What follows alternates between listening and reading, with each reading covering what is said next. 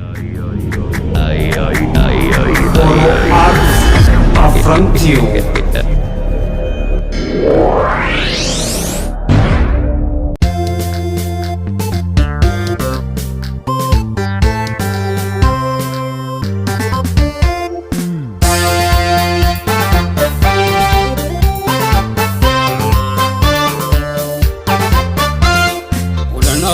Kudan gorsu kudan dorsu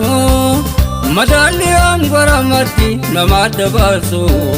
kana kakurra dira farse biya labsu ifin farsu akan dabsu nama narsu madalli angoramati nama dabarsu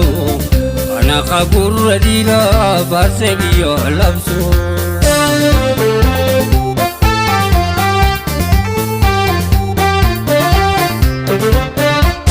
Itachunin tato ayumanu mama duroma samuda kakanne brabuma Garana yuballa wame kadendeya rako isadi se tasabati boya Ekapi wallada barwal kitayada walila barachu duruada kamna Ijo kareyiti beekomsi samadda Ayyo tajirurra koranu sena Gari gati saluba mudame kaunga Era bulan dubata bone abban alanga Aya aba bole adan jabesa Dalota bodati bayanu ambisa Aya aba bole adan jabesa Dalota bodati bayanu ambisa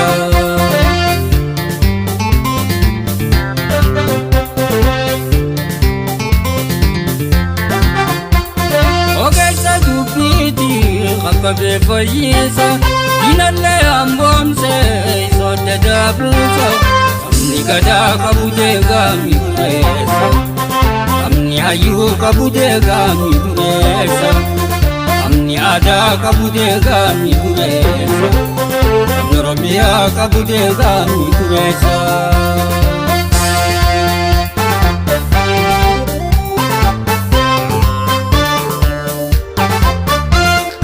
Kanaksu kudan gorsu kudan dorsu Madali angoramati namada barsu Kana kakurra dira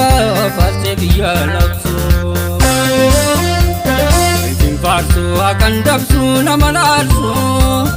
Madali angoramati nama dabarsu Kana kakurra dira farse biya labsu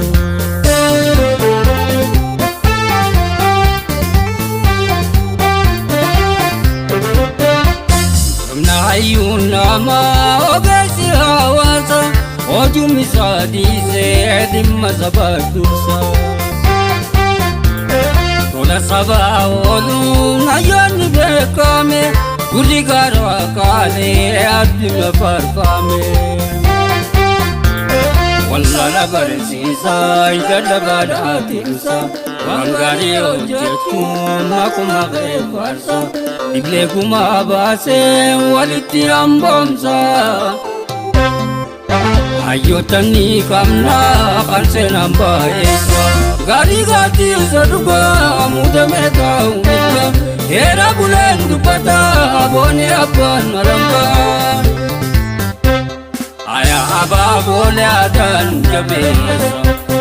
Dalota bodati bayanu ambisa Aya aba bole adan jabesa Dalota bodati bayanu ambisa